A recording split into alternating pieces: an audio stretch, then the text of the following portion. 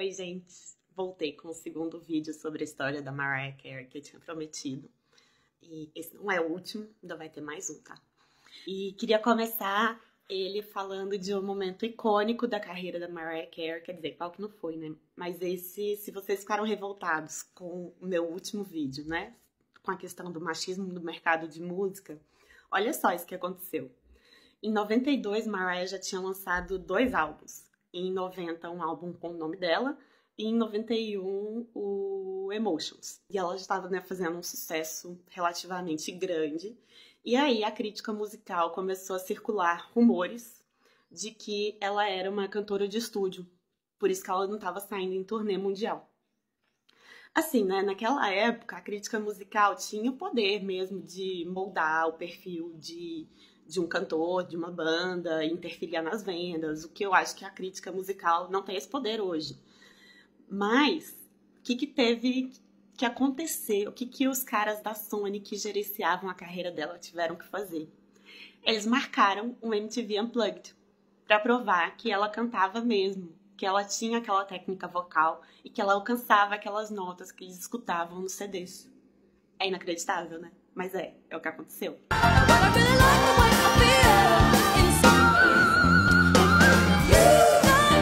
E foi assim que a indústria da música tratou essa mulher que tinha aquela voz, que esse MTV Unplugged é um absurdo, além de ter, né, se tornado um grande sucesso na época, ter vendido horrores.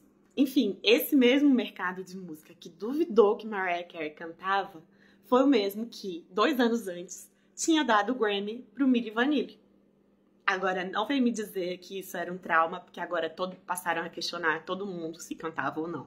Porque assim, né? Desnecessário. E um outro tópico que eu queria trazer nesse vídeo é um assunto que foi levantado pela Daniel no podcast que eu falei no primeiro vídeo, sobre o fato da Mariah Carey ter mudado o jogo do mercado com relação às músicas natalinas com All I Want for Christmas. Não sei se vocês conhecem esse grande sucesso norte-americano, que é All I Want for Christmas, da Mariah Carey, que tá num álbum que chama Merry Christmas, e que foi lançado no dia 1º de novembro de 94, e que se tornou um álbum de Natal mais vendido, com 15 milhões de cópias.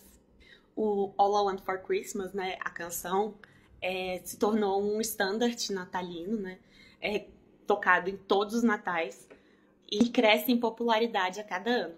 Em 2017, se tornou o primeiro single mais vendido da música moderna. E em 2019, 25 anos depois de ter sido lançada, alcançou o primeiro lugar da Billboard Hot 100 e continuou repetindo esse feito nos anos seguintes. E All I Want for Christmas se arraigou tanto na cultura popular dos Estados Unidos que o nome da Mariah Carey é lembrado como sinônimo de Natal, praticamente. E todos os anos, o comércio varejista toca muito essa música quando começa o Natal. E aí vem até hoje, né? Quer dizer, e aí é implementado pelo sistema de redes sociais de hoje vários memes, inclusive pela própria, em que ninguém aguenta mais ouvir All I Want for Christmas. Ou seja, os Estados Unidos têm a própria Simone deles. Mas falando sério, o New Yorker escreveu que All I Want for Christmas foi uma das poucas adições dignas ao cânone natalino. E o Elvis Duran também falou que, tipo, essa música ela é tão atemporal e clássica que, por exemplo, ela poderia ter sido escrita nos anos 40. E aí eu volto pro podcast da Daniel, porque quando ela tá falando de All I Want for Christmas, ela compara essa música a Jingle Bell. Porque Jingle Bell foi composta no século XIX, né? E aí nesse momento do episódio ela toca Jingle Bell na voz da Ella Fitzgerald. E ela relembra que Jingle Bell foi escrita por 2 homens. E All I Want for Christmas foi co-escrita pela Mariah Carey. Inclusive, no livro da Daniel que eu falei sobre cantoras negras, ela traz um recorte de depoimento da Mariah Carey numa entrevista de 99, em que a Mariah declara que todas as músicas que ela gravou foram escritas ou co-escritas por ela, exceto os covers. Ou seja, ela não gravou música inédita de nenhum outro compositor. E tem um adendo, viu? Porque ela entrava no estúdio e ela sabia muito bem o que ela queria da produção, ela escolhia sample e várias outras coisas. E eu só queria dizer uma coisinha, que além dela ser a nossa Simone para os Estados Unidos, Essa coisa não chega pra gente aqui no Brasil, né?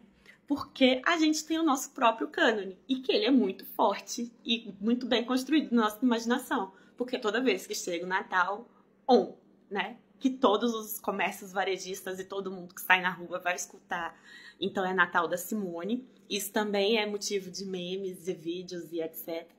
Mas a nossa imaginação está completamente ligada a Assis Valente.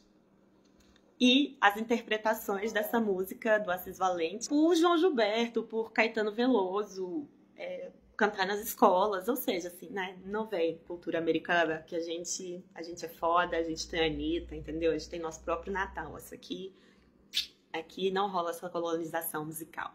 E aí, tô prometendo aqui agora um terceiro vídeo sobre Mariah Carey. E o terceiro e último, tá? Juro que não vou mais falar sobre esse assunto.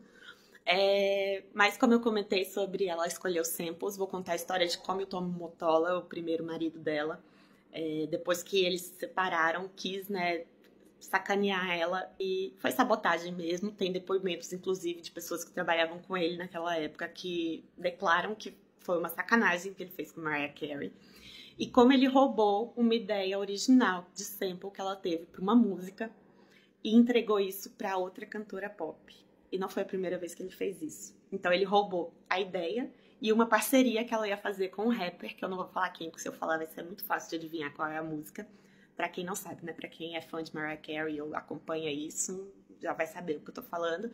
Então eu vou contar alguns episódios dessa separação bizarra dela, do Tom Mottola, do Grammy, que ela tava indicada a 6 categorias e não levou nenhuma, sendo que ela era a artista em maior popularidade daquele ano, com Janet Jackson e Whitney Houston. E também vou falar um pouco de um episódio que é triste e curioso sobre o colapso mental que ela teve e como é a relação dela com a família e como ela relata isso no livro de memórias dela e da mistura de raças dentro da família dela e como isso afetou o comportamento dela e dos irmãos.